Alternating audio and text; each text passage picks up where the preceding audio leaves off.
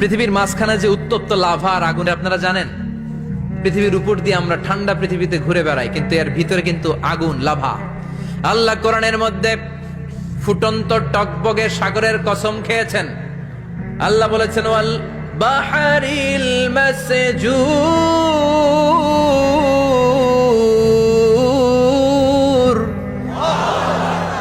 আমি কোরআনের ভেতরে ফুটন্ত টকবগে সাগরের পানির কসম খেলাম। পড়েন সুবহানাল্লাহ। সাগরের পানির ফুটন্ত টকবগে সাগরের পানির কসম। সাগরের পানি আবার ফুটন্ত হয় কি করে? পানি কি হয় ঠান্ডা? পানি কি? কথা বলেন।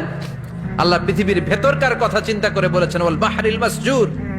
ইউনাইটেড স্টেটস অফ আমেরিকার নেভাল একাডেমির সায়েন্টিস্টরা এই আয়াতের উপর রিসার্চ করেছে যে সাগরের ভেতরে আবার এই ঠান্ডা পানির ভেতরে আবার উত্তপ্ত আগুনের লাভা আসলো কোত্থেকে। রিসার্চ করার জন্য তারা সাগরের ভেতরে পাইপ ঢুকিয়েছে। পাইপ ঢুকাতে ঢুকাতে অনেকগুলো লেয়ার তারা পার করেছে। রূপান্তর শিলার স্তর, পাললিক শিলার স্তর, আগ্নেয়গিরির শিলার স্তর, মার্বেল পাথরের অনেকগুলো শিলার স্তর পেরিয়ে যাওয়ার পরে তারা পাইপ ঢুকানোর পরে দেখতে পেয়েছে পাইপগুলো গলে যায়। পাইপগুলো কি হয়? তার মানে ভিতরে কি আছে? গত কয়েক মাস আগে জাপানে কিছু জিওলজিস্ট, ভূতত্ত্ববিদ, তারা গবেষণা করে পৃথিবীর এক মাথা থেকে আরেক মাথায় যেতে চাচ্ছে, মানে প্রতিপাদ স্থান। বাংলাদেশের এখান থেকে ছিদ্র করলে আপনি দক্ষিণ আমেরিকার চিলির সান্টিয়াগোতে যেয়ে উঠবেন। তার মানে বাংলাদেশের প্রতিপাদ স্থান হচ্ছে দক্ষিণ সাউথ আমেরিকার চিলির সান্টিয়াগো। আবার ইন্ডিয়া থেকে ছিদ্র করতে করতে পৃথিবীর আরেক মাথা দিয়ে উঠবেন। সুবহানাল্লাহ বলেন। এটা তারা শুরু করেছে, কিন্তু এখনো সফল হয় নাই। ইউএস এর নেভাল একাডেমির সায়েন্টিস্টরা পাইপ ঢুকাতে ঢুকাতে দেখে একটা পর্যায় শেষে পাইপ আর ঢুকানো যায় না। পাইপগুলো পৃথিবীর ভেতরে যেতে যেতে গলে গলে পানি হয়ে যায়। সুবহানাল্লাহ কইবেন না? এই রিসার্চ প্রজেক্টের যিনি চিফ, উনি বললেন, আমার এমন পাইপ লাগবে গবেষণা করার জন্য যে পাইপ আগুনে জ্বলে না। বুলেট প্রুফে বুলেট মারলে বুলেট ঢুকবে। মাননীয় প্রধানমন্ত্রী শেখ হাসিনা যে গাড়িতে করে চড়ে, এটা বুলেট প্রুফ কার। আমেরিকা থেকে ফায়ার প্রুফের পাইপ নিয়ে আসা হলো। নেভাল একাডেমির চিফ সায়েন্টিস্ট পাইপ ঢুকাতে আরম্ভ করলেন। ঢুকাতে ঢুকাতে পৃথিবীতে কিন্তু অনেকগুলো স্তর আছে। যে বালু মাটি, সব কিন্তু বালু মাটি নয়। আপনি খুঁড়তে খুঁড়তে পেয়ে যাবেন পাললিক শিলা, এরপরে রূপান্তরিত শিলা, এরপরে মার্বেল পাথরের শিলা, এরপরে শুরু হবে গরম আগ্নেয়গিরির শিলা। ওই শিলার ভেতরে এমন আগুন আল্লাহ রেখেছে, ওই নেভাল একাডেমির সায়েন্টিস্টরা ফায়ার প্রুফের পাইপ ঢুকাতে ঢুকাতে একটা লেভেল যাওয়ার পরে দেখে যে ফায়ার প্রুফের পাইপও গলে গলে মুহূর্তে পানি হয়ে যায়। তার মানে ভেতরে এমন আগুন আল্লাহ রেখেছে, ওই আগুনের তুলনায় পৃথিবীর আগুনের মতো নয়। ওই আগুনটাই জাহান্নামের আগুন। আবার বিজ্ঞানীরা গবেষণা করে ওই আগুনের মধ্যে মানুষের চিৎকার শুনেছে। এজন্য হাদিসে এসেছে, আল্লাহর ওলিরা, মুমিন বান্দারা মারা গেলে তাদের রূহগুলো আকাশে চলে যায়, ইল্লিনে চলে যায়। আর কাফের মুশরিক আর নাস্তিক গুলো মারা গেলে তাদের আত্মাগুলো পৃথিবীর মাঝখানে সিজ্জিনে চলে যায়। ওই সিজ্জিনের ভেতরে আগুন আছে না নাই? চিল্লায় বলেন। তার মানে পাতালপুরীর কথাও আছে, সাগরের কথাও আছে, আকাশের কথাও আছে।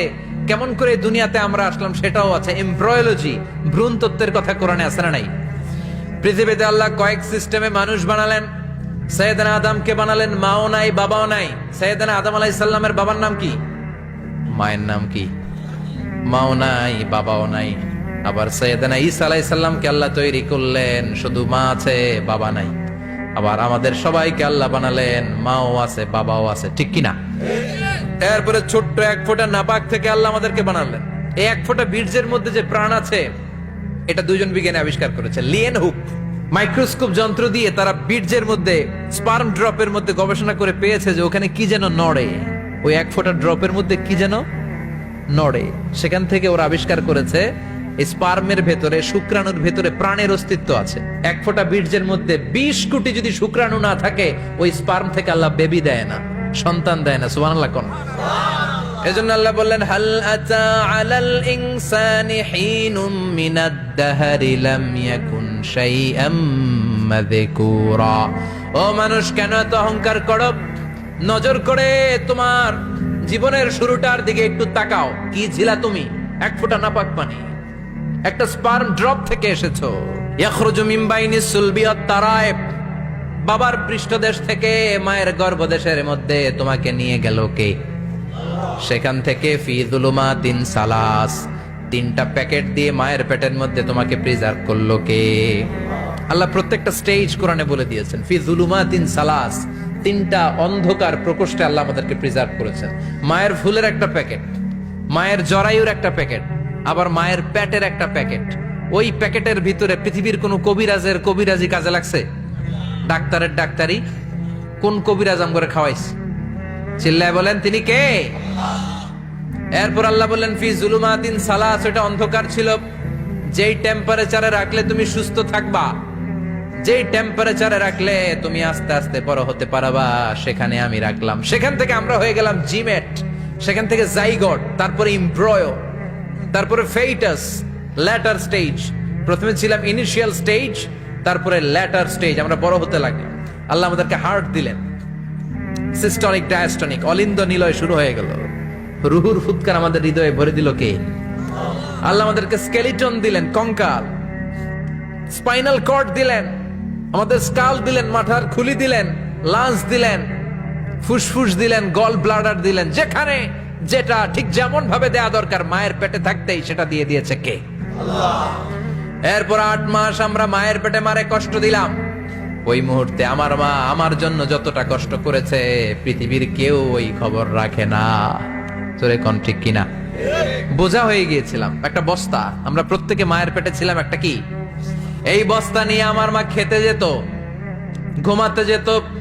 এই বস্তাটা পেটে করে আমার মা রান্না করে রান্না করত। একদিনও রান্না বন্ধ হয় নাই। এই বস্তাটা নিয়ে আমার মা টয়লেটে যেয়ে বসতে পারতো না। 8 মাস এরকম কষ্ট করেছে।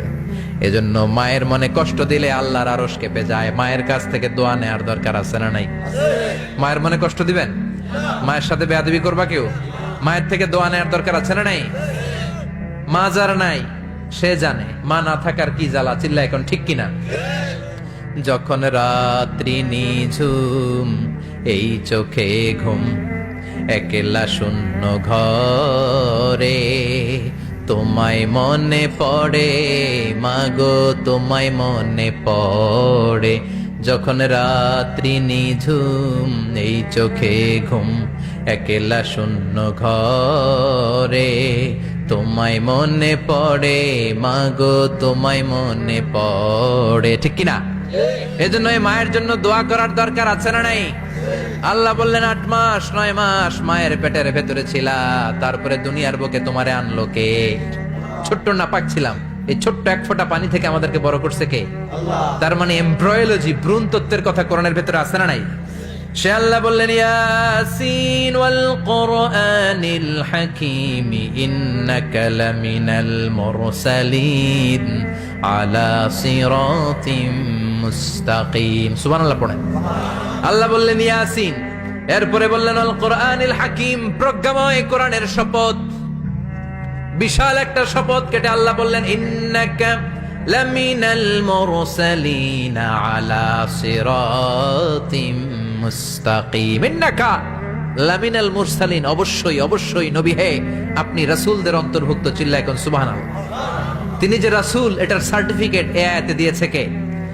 এরপর আল্লাহ বললেন আলা সিরাতিম মুস্তাকিম, ও নবী আপনি সিরাতুল মুস্তাকিমের উপর আছেন।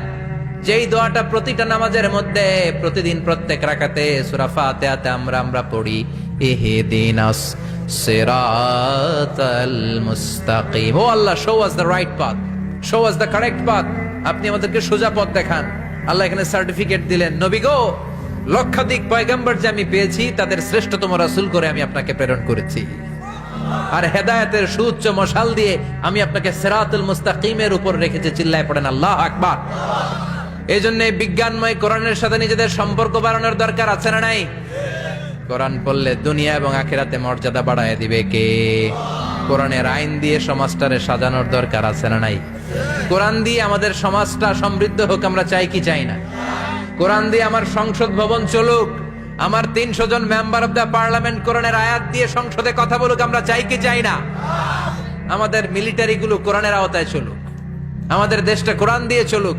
আমার লাল সবুজের পতাকা সংসদ ভবনের এক পাশে, আর কালিমার লা ইলাহা ইল্লাল্লাহর পতাকা আরেক পাশে পতপত করে উড়বে আমরা চাই কি চাই না? সেজন্য কোরআনের সাথে আমাদের সম্পর্ক বাড়াতে হবে, নিজে কোরআন পড়তে হবে, কোরআন বুঝতে হবে, কোরআনের উপর আমল করতে হবে। রাজি আছেন তো?